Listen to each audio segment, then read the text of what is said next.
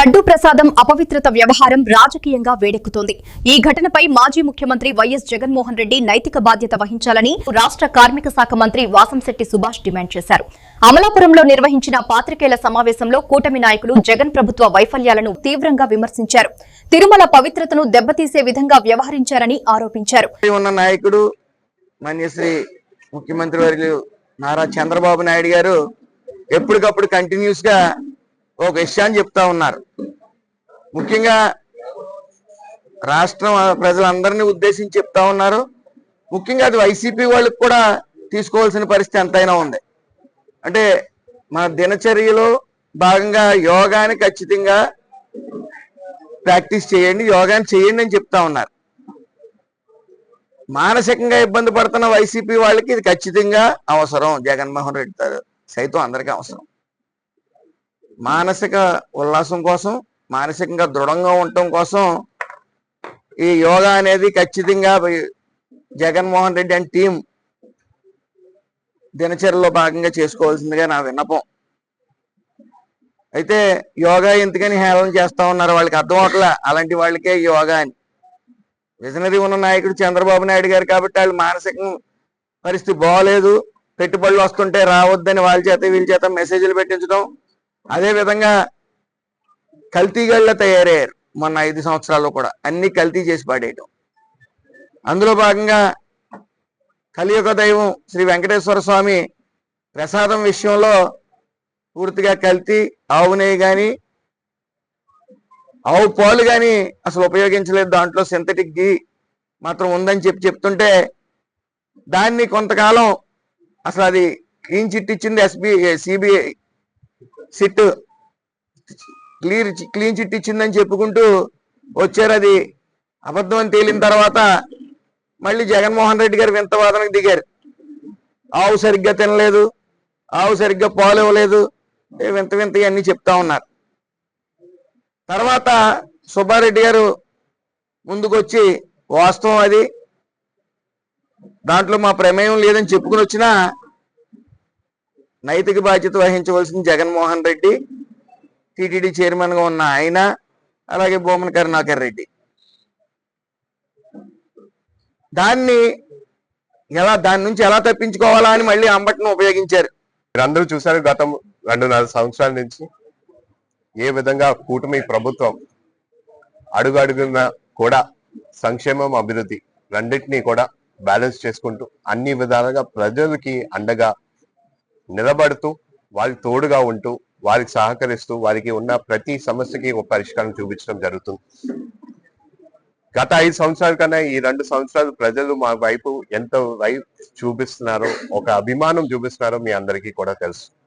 కానీ 2.5 సంవత్సరాలు చూసినప్పటికీ ప్రజలు చూపిస్తున్న అభిమానాన్ని కూడా ఈ వైసీపీ నాయకులైనా కార్యకర్తలైనా కూడా సహించుకోలేని విధంగా లేనిపోని తప్పులు రాజకీయం. ఇదేం కొత్త ఏం కాదు వాళ్ళకి.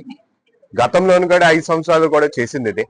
ఆనాడు ఒక్క ఛాన్స్ ఇవ్వండి, మాకు ఒక అవకాశం ఇవ్వండి అని చెప్పి మాయ మాటలు చెప్పి ఓటు వేయించుకుని గెలిపించుకున్న తర్వాత 5 సంవత్సరాలు కూడా ప్రజల పక్షాన పనిచేసిన పరిస్థితి లేదు. అప్పుడు చెప్పిన వాళ్ళు నవరత్నాలు అనేది దాంట్లోని ఒక్కటి కూడా అమలు చేసిన పరిస్థితి లేదు.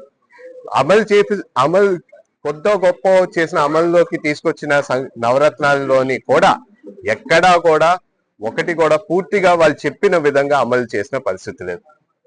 ఈ విధంగా వాళ్ళు అప్పుడు మాయ మాటలు చెప్పారు.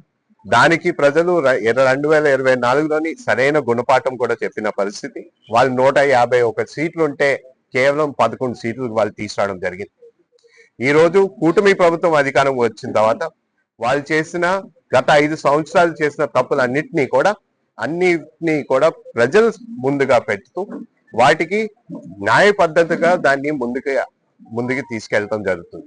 కానీ ఇవన్నీ ఎక్కడ బయటికి వస్తాయనే ఆలోచనతోని ఈ రోజు వాళ్ళ నాయకులు కూడా తప్పుడు ప్రచారాలను మీడియాలో తీసుకెళ్ళడం, కావాల్సినప్పుడు నీచంగా మాట్లాడుతూ ప్రజల్ని ఒక మప్పి పెట్టడానికి ఒక ఆలోచనలోనే ఉన్నారు. డాక్టర్ బిఆర్ అంబేద్కర్ కోనసీమ జిల్లా తరపు నుండి రాష్ట్ర పార్టీ ఆదేశాల మేరకు జగన్మోహన్ రెడ్డి నాయకత్వంలో వైసీపీ శాసన మండలి సభ్యులు చేస్తున్నటువంటి దుర్మార్గమైన చర్యలను ఖండిస్తూ ఈ పత్రికా సమావేశాన్ని ఏర్పాటు చేయడం జరిగింది. ముందుగా చెప్పాల్సింది ఏంటంటే, జగన్మోహన్ రెడ్డికి హిందూ దేవుళ్ళ మీద కానీ హిందూ దేవాలయాల మీద కానీ ఏ మాత్రము గౌరవం లేదు, ఏ మాత్రము భక్తి లేదు. ఎందుకు అంటే, నిన్న ఏదైతే మొన్న శాసన మండలిలో ఆ యొక్క కలియుగ దైవం వెంకటేశ్వర స్వామి వారి యొక్క చిత్రపటాన్ని తీసుకుని ఈ శాసన మండలి సభ్యులు, అంటే పెద్దల సభలో ఉండే శాసన మండలి సభ్యులు చెప్పులు వేసుకుని బూట్లు వేసుకుని స్వామి వారి యొక్క ఫోటోని శాసన మండలిలో ప్రదర్శించడమే కాకుండా ఆ ప్రదర్శన అయిపోయిన వెంటనే ఆ స్వామివారి ఫోటోల్ని విసిరిపడేసి నిర్లక్ష్యంతో వాళ్ళు ప్రవర్తించిన తీరు చాలా చాలా దుర్మార్గకరమని, చాలా చాలా అన్యాయమని, హిందూ ఆంధ్రప్రదేశ్ రాష్ట్రంలో, భారతదేశంలో, ప్రపంచంలో ఉన్నటువంటి ప్రతి హిందువు యొక్క మనోభావాల్ని వీళ్ళు తీవ్రంగా కించపరిచారని ఈ సందర్భంగా తెలియజేసుకుంటూ వారి చర్యని తీవ్రం ఖండిస్తున్నాం. ఈరోజు ఈ జగన్మోహన్ రెడ్డి ఆదేశాలతో మాత్రమే ఇవన్నీ చేస్తున్నారు. ఇది మాత్రమే కాదు, ఆంధ్రప్రదేశ్ రాష్ట్ర చరిత్రలో రాజ్యాంగం అమల్లోకి వచ్చిన తర్వాత ఎంతో మంది శాసనసభ్యులుగా పనిచేశారు, ఎంతో మంది మంత్రులుగా పనిచేశారు.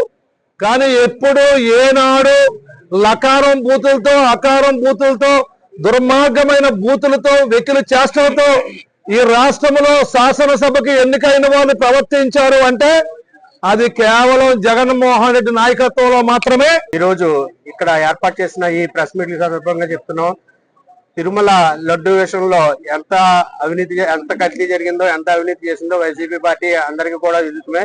అలాగే ఇప్పుడు జరుగుతున్న ఈ తిట్ల పురాణాలన్నింటికి కూడా స్క్రిప్ట్ అంతా కూడా సజ్జల గారు అలాగే జగన్మోహన్ రెడ్డి గారు కూడా ఇస్తున్నారు.